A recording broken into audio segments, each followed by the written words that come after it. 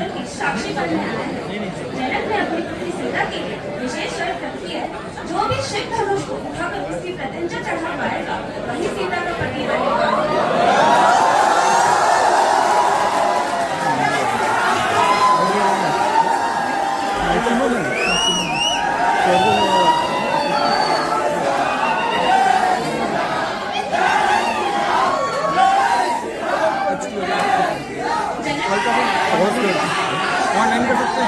Point 9 क्या कोई ऐसा 0.6 हो जाएगा। 0.6 बहुत सीता की अंतिम क्षण की प्रतीक्षा करती है, जो हमें वो पति मिलेगा। क्वालिटी थोड़ी सी कॉम्प्रोमाइज होगी।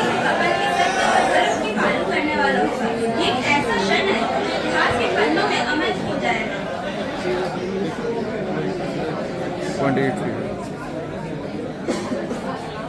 हम समस्त गुरुओं और देश देश से आए राजा और राजकुमारों का स्वागत करते हैं। आप सभी हमारे एक निमंत्रण पर आप पहुंचे हमारी सभा पे। हम आप सभी का अभिनंदन करते हैं।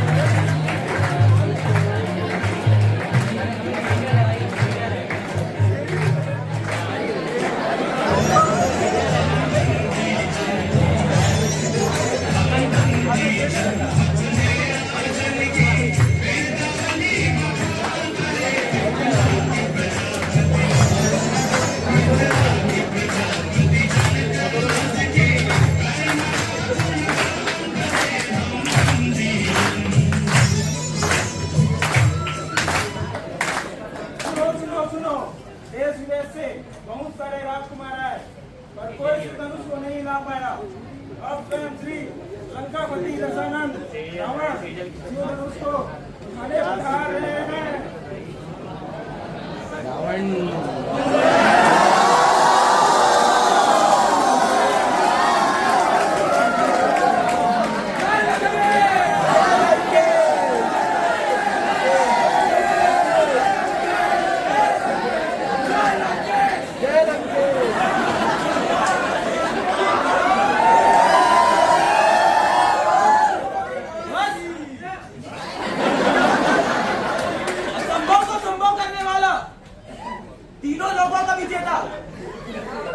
अब मैं इस धनुष को उठाऊंगा और इसके मेरे छोड़ कोई नहीं उठा सकता इस धनुष को।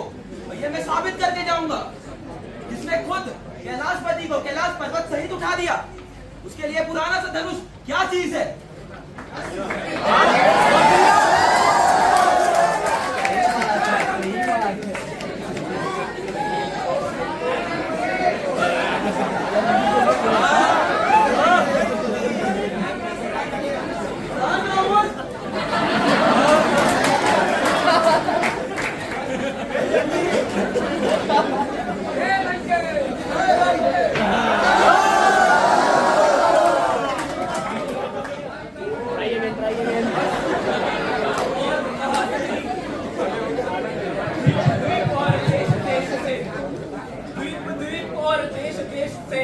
ना केवल दानव और देवता इस मानव रूप में आए, परंतु मुझे ये कहकर बहुत दुख हो रहा है कि इन शूरवीरों की भीड़ में एक भी सच्चा वीर नहीं निकला जो इस पर प्रत्यंचा चढ़ा सके।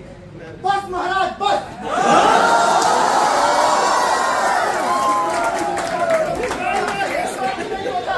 यहाँ विराट पधारे हुए हैं।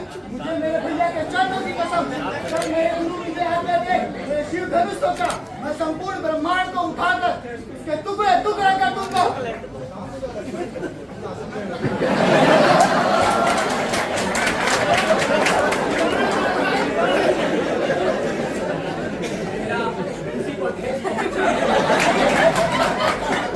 मेरा किसी को ठेस पहुंचाने का अर्थ नहीं था।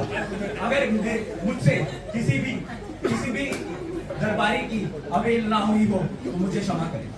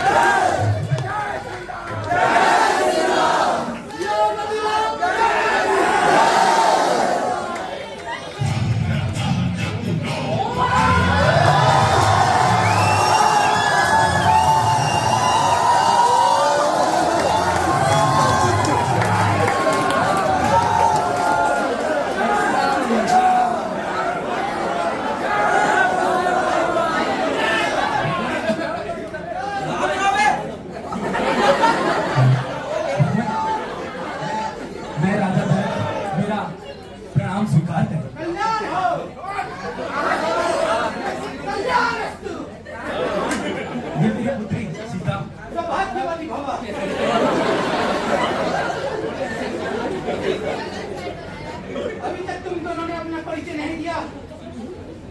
आप तो स्वयं भगवान कहलाते हैं, जग में आपका मान है, भक्तों की पहचान में आपकी अद्वितीय ज्ञान है। भगवान, ये दशरथ पुत्र राम और लक्ष्मण है। आप बड़ी उचित समय पर पधारे हैं। आइए, आसन ग्रहण करिए। तुम इन मीठे स्वागत पत्रों से मुझे पहला सत्यमित नरेश।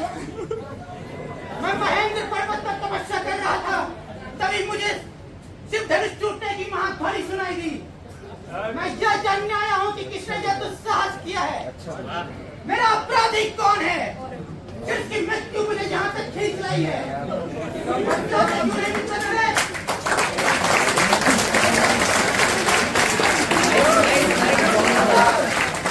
बताओ कौन है, वरना जहाँ तक तेरा राज्य है वहाँ तक की धरती उलट पुलट कर दूंगा। प्रभु, महाशु धनुष को तोड़ने का साहस आपका दास ही कर सकता है। इस दास के लिए क्या आज्ञा है, आप बताइए। सेवक वो होता है जो सेवा करे, परंतु जिसने सिर्फ धनुष तोड़ा है वो सहस्त्र बाहु की तरह मेरा शत्रु है। शत्रु सावधान, यहाँ पर उपस्थित सभी सभागणों को मैं सावधान करता हूँ। जो भी मेरा अपराधी है उसे मेरे समक्ष प्रकट करो, अन्यथा मैं उसे मृत्यु दंड दूंगा। एक धनुष टूट जाने पर तोड़ी है, तो किसी ने राजा के छोटे तेरी खोज में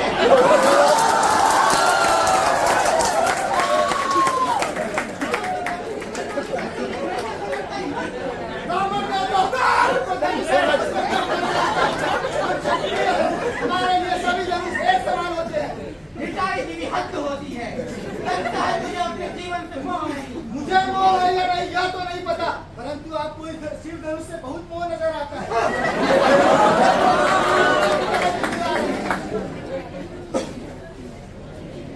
लगता है अब तुझको अपने जीवन से मोह नहीं।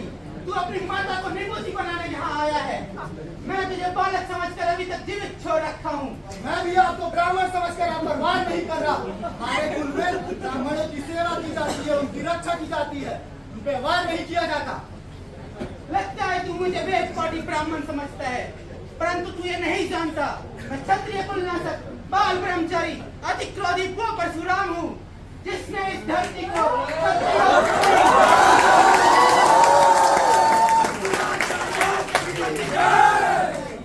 बार-बार मुझे डराया है कि ऐसा प्रतीत होता है कोई बालक धूप मारकर बाहर उड़ाने की चेष्टा कर रहा है। सावित्री को दंड वाला की रक्षा चाहते हो तो इसे भी मेरी नजरों से दूर कर दो। आप अपने आंखें बंद कर लीजिए।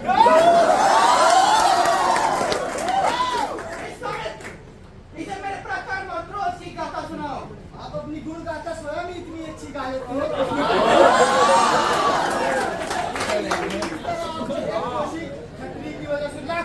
क्षत्रियों को मौत के घाट उतार दिया। बताइए किस तरह आपने पिता का ऋण चुकाया, माता का गला इस पर्चे से कैसे काटा? सुनाइए ना, सुनाइए। बस अब बहुत हो गया। अब तुम्हारी मृत्यु निश्चित है। आश्चर्य तुम इतने देर से मेरे समक्ष खड़े कैसे हो? मुझे भी आश्चर्य है कि मेरे देवतुल्य भैया को मृत्यु दंड देने की बात करने के बाद भी आप मेरी बाणों से बचे हुए हो। लक्ष्मण,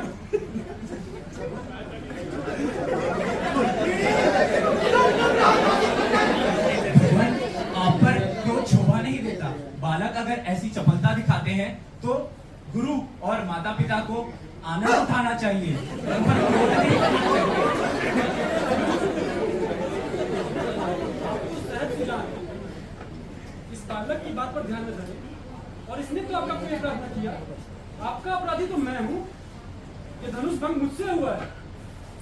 यदि दंड देना है तो मुझे दे, या तो अपना दास बना ले, मुझ पर क्रोधित हो, या फिर मेरे प्राण ले ले। प्रभु, तुम भी कुछ कम धूर्त नहीं हो। धनुष तोड़कर तुम मुझे ही ज्ञान दे रहे हो।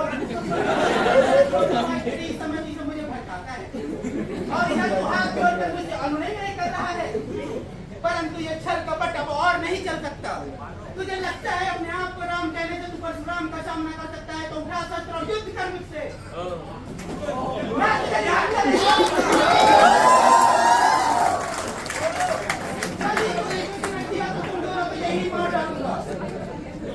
प्रभु, यदि युद्ध में हमें कोई ललकारे तो तो क्षत्रिय धर्म के अनुसार हम युद्ध अवश्य करेंगे, चाहे वह काल ही क्यों न हो।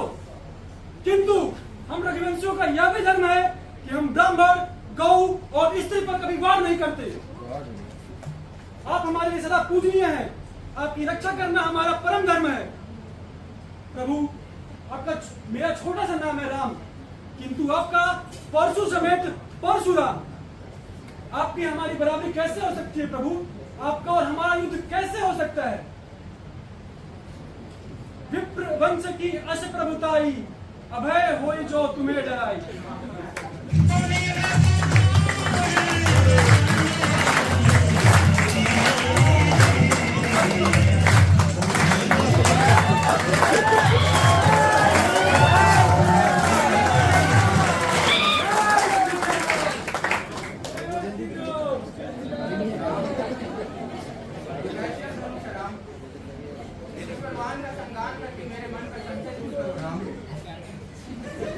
जिससे मैं तुम्हें पहचान लूंगा राम।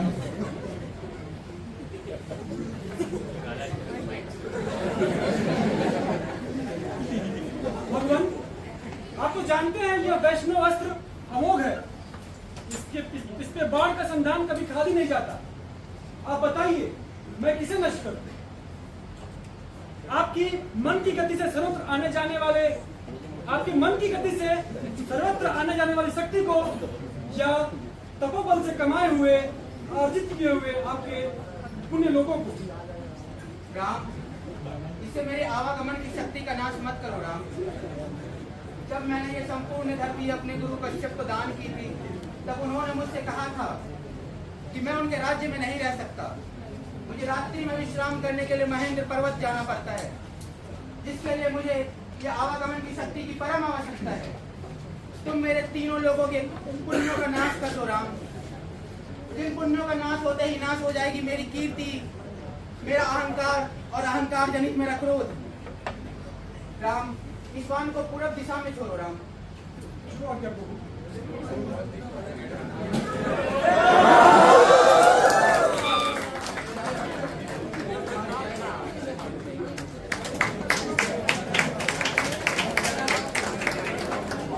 तुम बहुत ही सौभाग्यशाली हो जनक। ये तुम्हारे कई जन्मों के फल हैं कि राम तुम्हारे धाम आए। ये संयोग स्वयं ब्रह्मा ने सिद्धि के हाथों लिखा है। तुम राम से अपनी पुत्री की शादी धूमधाम से रचाओगे, इसी में तुम्हारा कल्याण है।